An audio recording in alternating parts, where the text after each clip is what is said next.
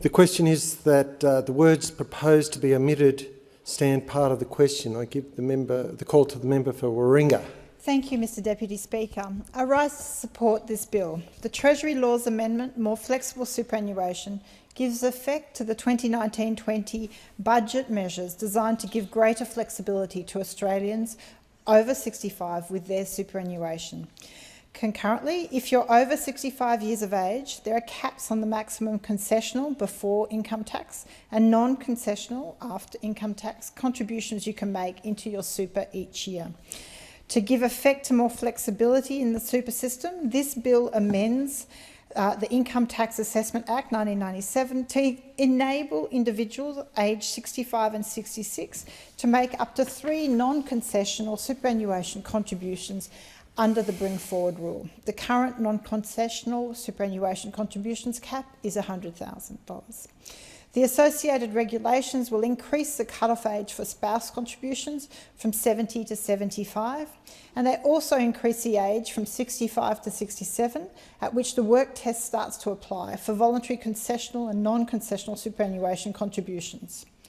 The Treasury has done a good job on consultation with the bill and the explanatory memorandum provided to stakeholders, and it's been open to the public for comment for some time. So I support these measures. Making additional super contributions is a sensible idea and can lead to a more comfortable retirement. By lifting the age for super contributions for non-concessional and spousal contributions, as well as the work test, individuals will have more opportunities to do this. So whilst this bill assists those wanting to put money into their super, there are further considerations for the direction of super, especially in the current economic context, that I would urge the government to consider. It's been 30 years since the introduction of super. Australians now have some $2.7 trillion tucked away for their retirement. Super is one of the 3 pillars of retirement income. It works in concert with voluntary savings and property holdings, and it is integral to taking the pressure off the age pension and the public purse. I've had constituents writing in frequently about the recent, and maybe not always so recent, assaults by coalition members of this parliament and aligned think tanks on the system and who want to make super voluntary. To quote former Liberal leader John Hewson, "How can it be justified that a decision on compulsory super, which is a fundamental element of a long-term national retirement income strategy, should be made on the current circumstances?" I would urge caution and restraint. We only need to look at other OECD countries to see that many people have little saved for retirement, and the uncertainty and anxiety that results in is not a good outcome. According to the Australian Institute of Health and Welfare, in 2017, 15% of Australians, or some 3.8 million, were aged 65 and over. And we know that this proportion is growing steadily as life expectancies rise. Over the coming years, young people will shoulder even more of the tax burden to support this ageing population. The Grattan Institute projects that the number of 15 to 64-year-olds for every person aged 65 and over will be 3.2 by the year 2054-55, falling from 7.4 in the mid-1970s.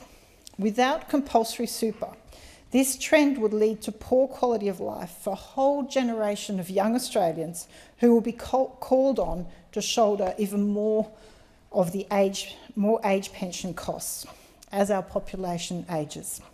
This is already happening with private health, and we must do more to support our youth. It means rejecting calls to interfere with the integrity of the system. We can't talk about superannuation in Australia without talking about where it is not good enough. In relation to women, it is not as good enough policy and needs to be improved, and it's well overdue for this to be the focus of the government. The statistics are dire.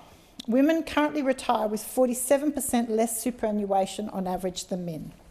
And once women reach retirement age, approximately 70% of them have less than $150,000 in super. It's not good enough for a country like Australia.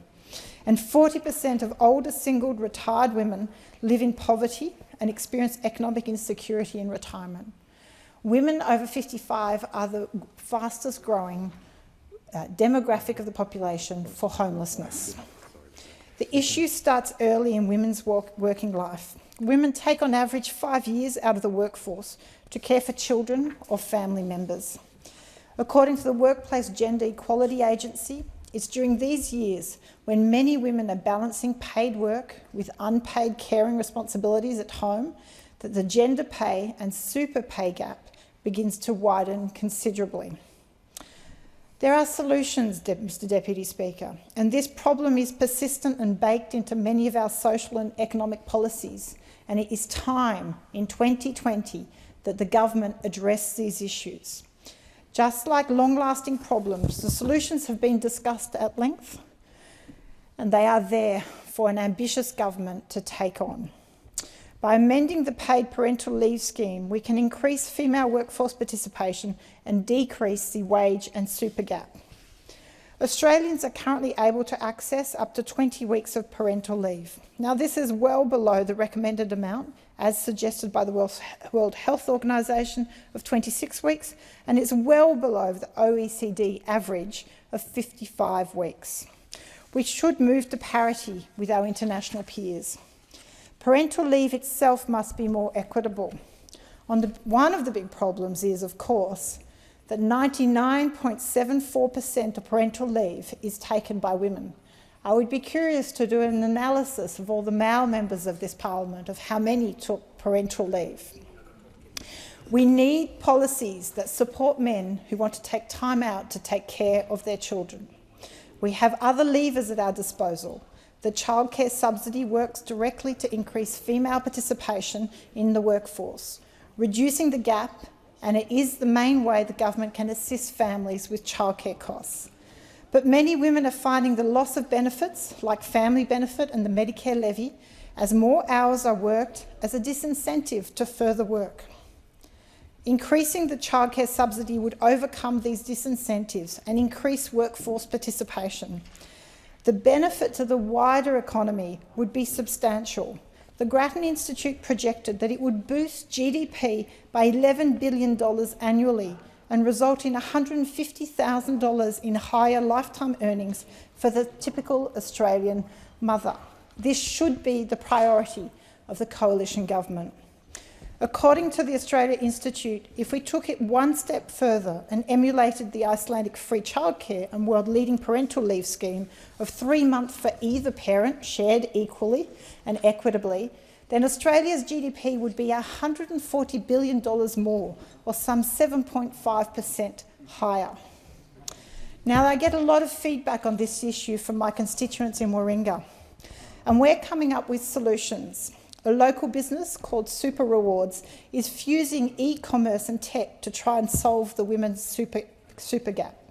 Founded by 2 women, both mums, who are tired of policy inaction, it will allow retailers to top up your super when women shop online. Participants are effectively making voluntary micro contributions that are a substitute for all the unpaid and part-time work that does not qualify. It's compatible with any super fund or self-managed super fund, and they already have over 120 retailers on the platform.